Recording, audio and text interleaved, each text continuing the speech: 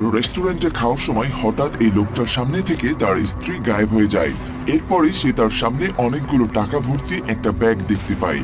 আর তখন কেউ একজন তাকে ফোন করে বলে, এই টাকাগুলোর বিনিময়ে আমি তোমার বউকে কিনে নিলাম। তবে এমন ঘটনা শুধু এই লোকের সাথেই না, শহরের অনেক জায়গায় ঘটছে। শহরের সুন্দর মেয়েগুলো একে একে উধাও হয়ে যেতে শুরু করেছে। তবে অন্য লোকের স্ত্রীকে কেউ কেন এভাবে টাকা দিয়ে কিনে নিয়ে যাবে, কি এর পেছনে রহস্য, সেই রহস্যের পর্দা ফাঁস করব 2018 সালের আনস্টপেবল সিনেমার এক্সপ্লেনেশনে। আর হ্যাঁ, ভালোবাসার মানুষটাকে কিভাবে আগলে রাখতে হয় তা এই গল্পটা আপনাকে শেখাবে।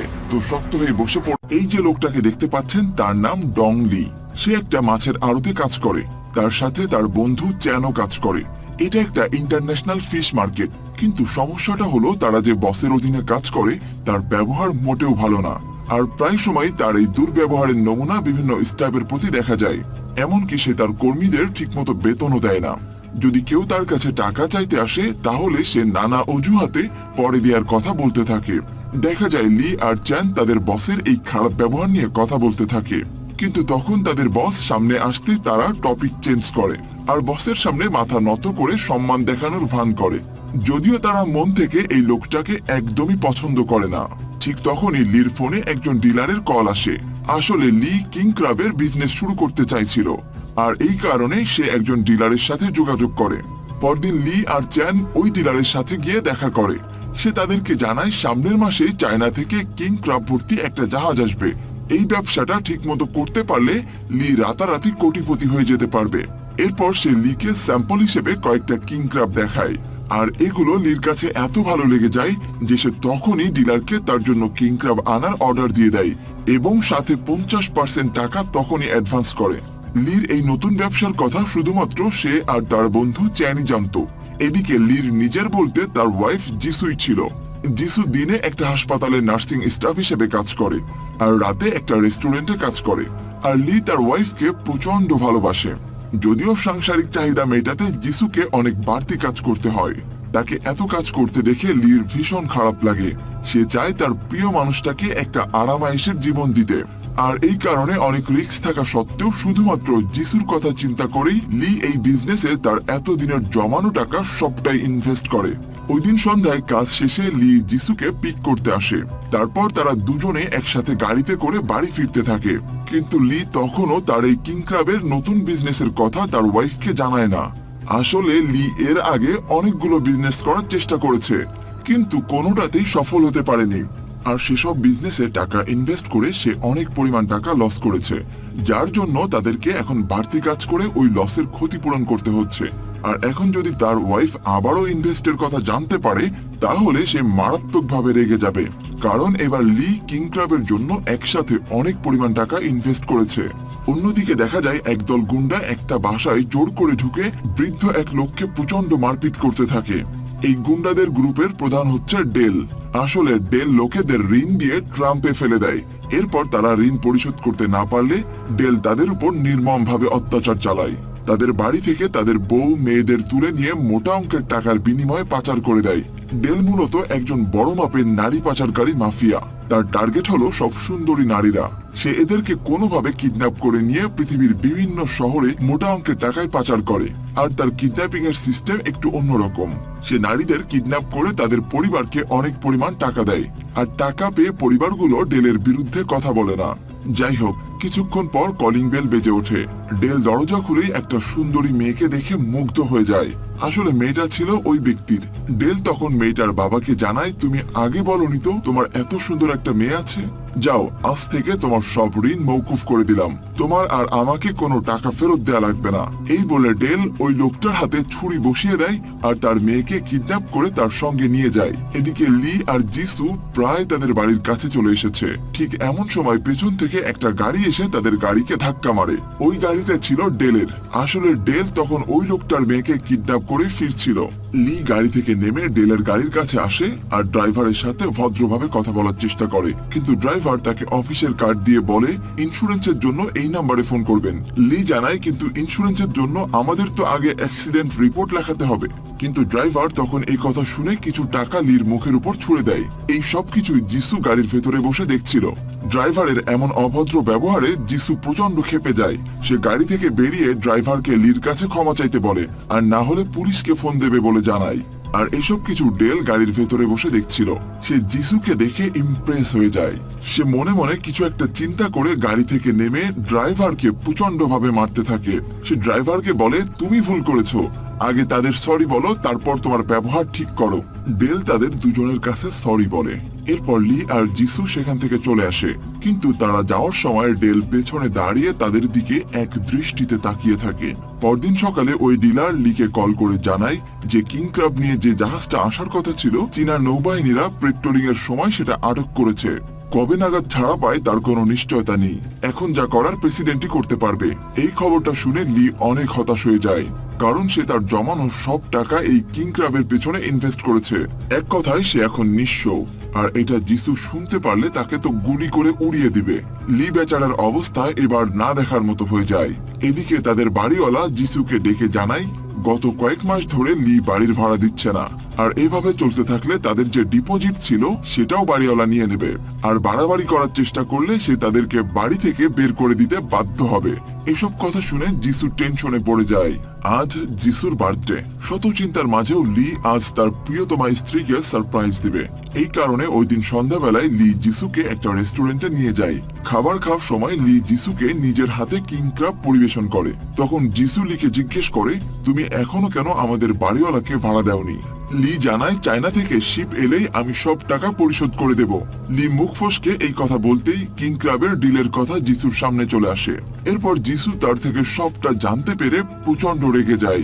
সে রেস্টুরেন্টে সবার মধ্যে চিৎকার চেঁচামেচি করতে শুরু করে।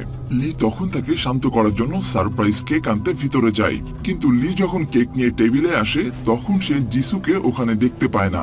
লি রেস্টুরেন্টের সব জায়গায় খোঁজাখুঁজি করলেও যিশুকে সে কোথাও দেখতে পায় না। এরপর লি অনেকবার ফোন করলেও যিশু ফোন কেটে দেয়। কিছুক্ষণ পর যিশু একটা এসএমএস করে তাকে জানায় যে সে ক্যাবে করে বাড়ি ফিরছে। তখন লিও দ্রুত গাড়ি নিয়ে বাড়ির দিকে আসতে থাকে, কিন্তু রাস্তায় সে জ্যামে পড়ে। হঠাৎ তার গাড়ির সামনে অন্য একটা গাড়ি এসে দাঁড়িয়ে পড়ায় লি সেই জ্যামে আটকা পড়ে। এদিকে যিশু বাড়ি এলে হঠাৎ তার ডোরবেল বেজে ওঠে। যিশু দরজা খোলার আগে সে ডোর হোল দিয়ে দেখে একজন অচেনা লোক দরজার সামনে দাঁড়িয়ে আছে। এটা দেখে সে খুব ভয় পেয়ে যায়, আর তখন সে তড়িঘড়ি করে লিকে ফোন করে তাকে বিষয়টা জানানোর চেষ্টা করে। কিন্তু ততক্ষণ ওই লোকটা রুমের ভেতর থেকে চলে আসে, আর তারা যিশুকে অজ্ঞান করে কিডন্যাপ করে নিয়ে যায়। এদিকে লি বাড়ি ফিরে যিশুকে কোথাও খুঁজে পায় না, আর চারিদিকে লন্ডভন্ড অবস্থা দেখতে পায়।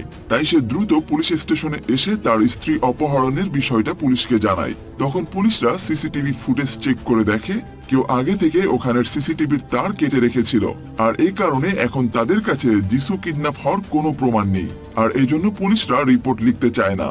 এরপর পুলিশ স্টেশন থেকে বেরোতেই তার ফোনে একটা কল আসে, আর এই কলটাই করেছিল ডেল। ডেল বলে, তোমার স্ত্রীকে কিডন্যাপ করে নিয়ে এসেছি, আর আসার সময় আমি তোমার বাসার ফ্রিজের উপর একটা কার্ড রেখে এসেছি, আর তুমি যদি এই ব্যাপারে আরো বিস্তারিত কথা বলতে চাও তাহলে দ্রুত কার্ডে দেয়া অ্যাড্রেসে চলে আসো। ডেল তখন এক মুহূর্ত দেরি না করে তার বাড়ি গিয়ে ফ্রিজের উপর ওই কার্ডটা পায়, যেখানে একটা রেস্টুরেন্টের অ্যাড্রেস লেখা ছিল। তারপর সে রেস্টুরেন্টে পৌঁছে দেখে আগে থেকে কেউ একজন তার জন্য একটা টেবিল রিজার্ভ করে রেখেছে। আগে সেখানে একটা ফোন এবং একটা ব্যাগও রাখা ছিল।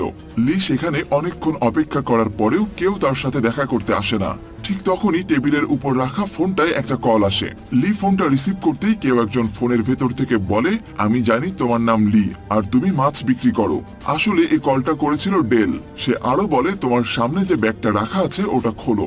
লি ব্যাগটা খুলতেই তাতে প্রচুর টাকা দেখতে পায়। এরপর ডেল লিকে জানায়, এই ব্যাগে যত টাকা আছে তুমি সব নিয়ে নাও, আর এর বদলে তোমার বউকে আমি কিনে নিচ্ছি। লি তাকে জিজ্ঞেস করে, তুমি আমাদের সাথে এমনটা কেন করছো? আমরা কি দোষ করেছি? ডেল বলে, আরে বোকা, তুমি কোনো দোষ করনি, শুধু তোমার বউটা একটু বেশি সুন্দরী, আর তাই মার্কেটে তার চাহিদাও বেশি। এই কারণেই আমি তাকে তোমার কাছ থেকে কিনে নিলাম। এটা বলেই সে কলটা কেটে দেয়। এরপর লি ওই টাকার ব্যাগটা নিয়ে পুলিশের কাছে চলে যায়, কিন্তু পুলিশ অবাক হয়ে বলে, এতদিন তো জানতাম কিডন্যাপাররা মানুষদেরকে কিডন্যাপ করে টাকা চায়, এ তো দেখি উল্টো কেস। কিডন্যাপাররা আবার কবে থেকে টাকা দিতে শুরু করলো? পুলিশরা এই বিষয়টা নিয়ে সিরিয়াস হওয়ার বদলে বরং মজা করতে শুরু করে। তবে লি এর নিয়ে আসা ওই টাকার ব্যাগটা তারা প্রমাণ স্বরূপ নিজেদের কাছে রেখে দেয়। লি এখানে বুঝে যায় যে এদের দিয়ে কোনো কাজ হবে না, তার স্ত্রীকে খুঁজে পেতে হলে তার নিজেকেই কিছু করতে হবে। আরো একটা অবাক করা বিষয় হলো, পুলিশ স্টেশন থেকে বেরিয়ে আসার সময় লি লক্ষ্য করে স্টেশনের বোর্ডে অনেকগুলো মেয়ের নিখোঁজ রিপোর্ট লেখা রয়েছে। সে বুঝতে পারে নিশ্চয়ই এই শহরে কোন এক গ্যাং নারী পাচারের কাজ শুরু করেছে। লি তখন এই কাজে একজন প্রাইভেট ডিটেকটিভ হায়ার করার সিদ্ধান্ত নেয়। কিন্তু এখন সমস্যা হলো, ডিটেকটিভ হায়ার করতে তার এখন প্রচুর টাকা দরকার। তাই সে বসের কাছে তার বেতন চাইতে যায়, কিন্তু তার বস তাকে টাকা না দিয়ে বরং চেলাদের দিয়ে হুমকি দেয়। আর এই পরিস্থিতি দেখে লি বুঝে ফেলে এখানে আর সোজা কথায় কাজ হবে না। সে তখন বসের চেলাদের উপর ধপাধপ তার 5 কেজি হাতের থাবা বসাতেই তার বস ভয় পেয়ে যায় আর চুপচাপ ভালো ছেলের মতো লির পাওনা টাকা দিয়ে দেয়। এরপর ওই টাকা দিয়ে সে একজন প্রাইভেট ডিটেকটিভকে ভাড়া করে, যার নাম হচ্ছে কিম। কিম এই শহরের সব থেকে স্মার্টেস্ট ডিটেকটিভ। তার সামনে যে কোনো ডিটেকটিভ হার মানতে বাধ্য। লি তাকে বলে, যত দ্রুত সম্ভব ওই কিডন্যাপারের সব ইনফরমেশন আমাকে জোগাড় করে দাও। এবার শুরু হয়ে যায় কিমের মিশন। কিম সর্বপ্রথম ওই রেস্টুরেন্টের ফুটেজ চেক করে একটা গাড়ি চিহ্নিত করে, অর্থাৎ যেই রেস্টুরেন্টের অ্যাড্রেস অনুযায়ী লিকে যেতে বলা হয়েছিল। কিম ওই গাড়ির নাম্বার প্লেট বের করে। এই গাড়িতে করেই একটা অচেনা লোক এই রেস্টুরেন্টে মোবাইল ফোন আর টাকার ব্যাগ রাখতে এসেছিল। তারপর তারা নাম্বার প্লেট ট্র্যাক করে ওই গাড়িটার কোম্পানি থেকে নাম্বার প্লেটের রেজিস্ট্রেশন নাম্বার এবং গাড়ির মালিকের অল ডিটেইলস জোগাড় করে ফেলে। পরদিন তারা তিনজন অর্থাৎ লি, কিম আর চ্যান ওই গাড়ির মালিকের অ্যাড্রেসে চলে আসে। গাড়ির মালিকের সাথে তারা কথা বলে জানতে পারে সে মূলত একজন জুয়ারি, তাই সামান্য টাকার বিনিময়ে সে তার গাড়ির নাম্বার প্লেটটা একটা ক্যাসিনোতে বিক্রি করে দিয়েছে। তখন তারা ওই লোকটার কাছ থেকে অ্যাড্রেস নিয়ে সেই ক্যাসিনোতে চলে আসে। এখানে ক্যাসিনো বলতে মূলত এমন একটা জায়গা বোঝানো হয়েছে যেখানে সব ধরনের অনৈতিক কার্যক্রম চলে। ওই ক্যাসিনোর ম্যানেজার ছিল একজন মহিলা।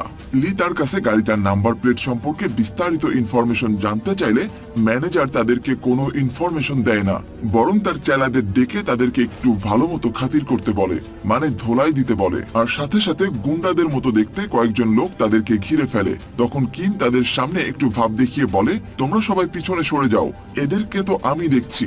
এরপর সে সামনে এগোতেই তার হাওয়া টাইট হয়ে যায়।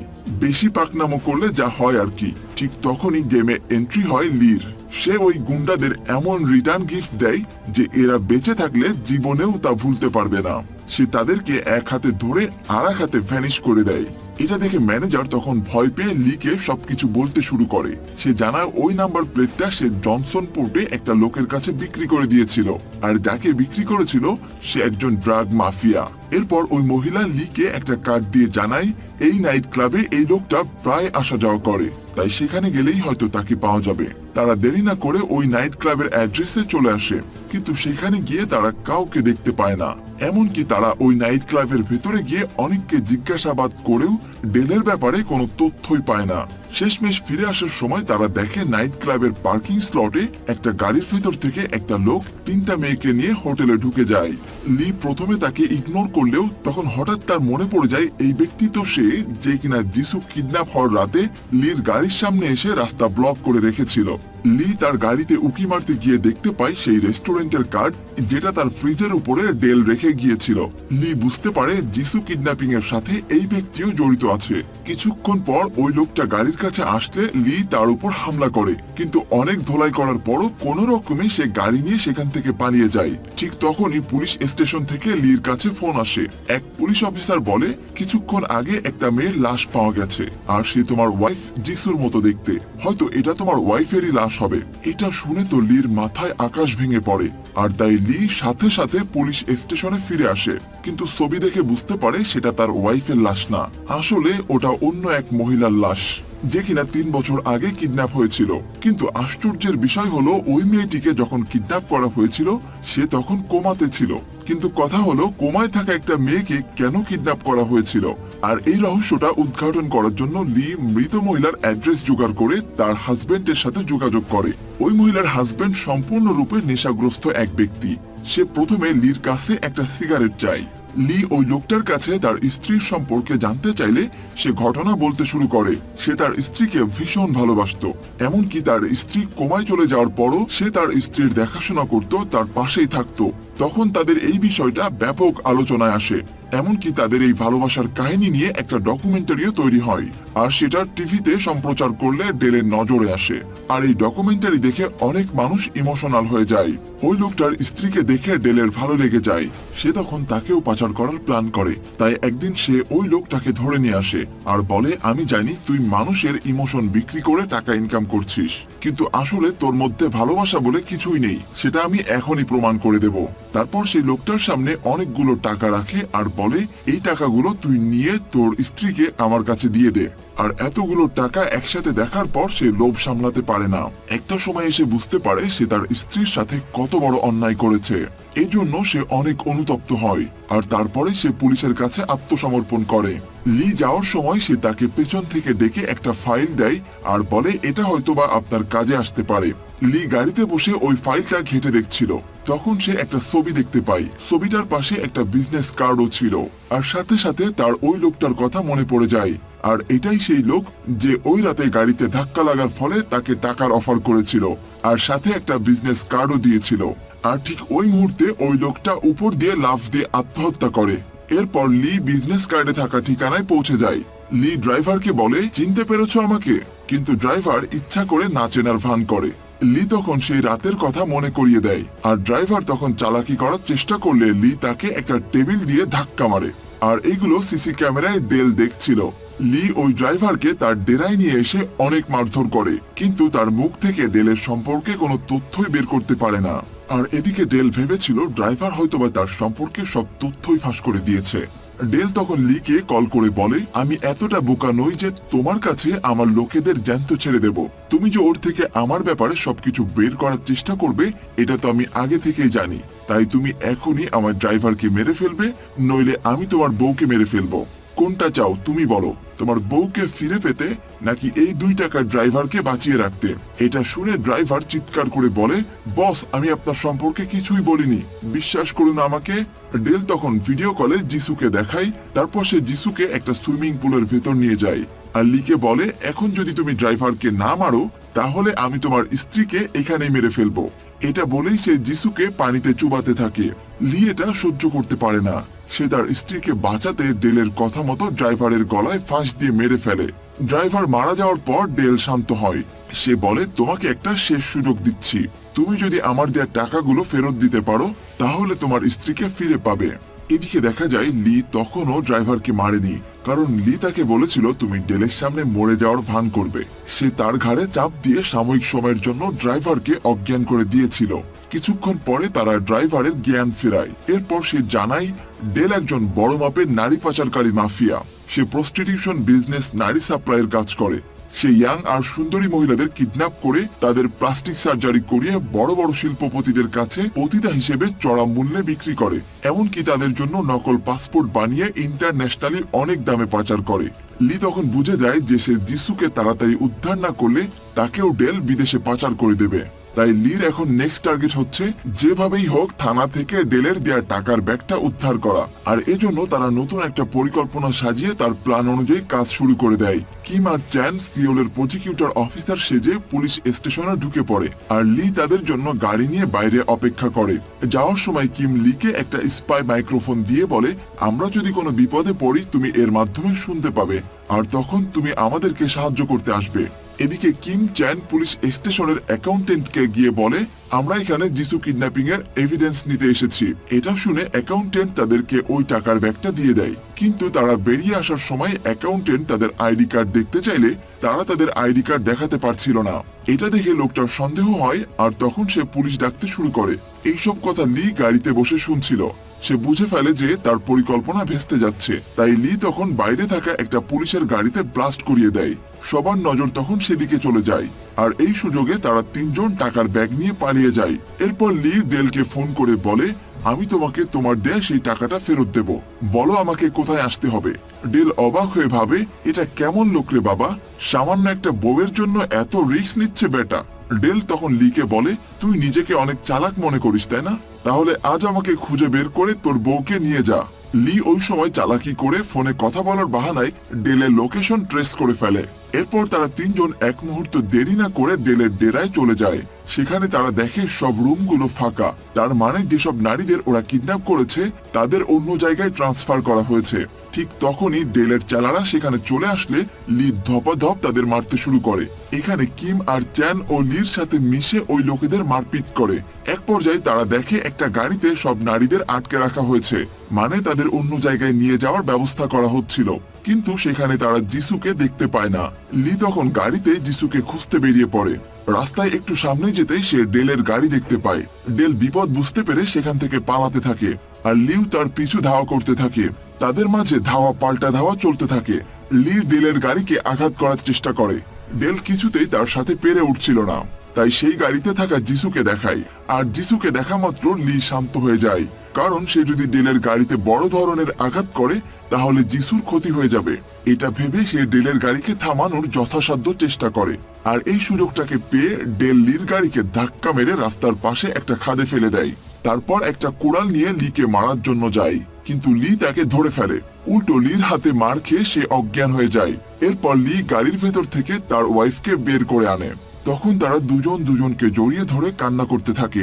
এই দুর্ধর্ষ মাফিয়াকে ধরার কাজ যেটা পুলিশ কখনো করতে পারেনি সেটা লি করে দেখিয়েছে। অপরদিকে তার কিং ক্রাব বোঝায় জাহাজটাও ছাড়া পেয়ে যায়। ফলে লি নতুন একটা রেস্টুরেন্ট খোলে। এখানেই তাদের ভাগ্য খুলে যায়, আর তাদের জীবনে শুরু হয় নতুন অধ্যায়। আর এই হ্যাপি এন্ডিং এর মধ্য দিয়ে গল্পটা এখানেই শেষ হয়। তো কেমন লাগলো আজকের গল্পটা সেটা জানাতে একদমই ভুলবেন না।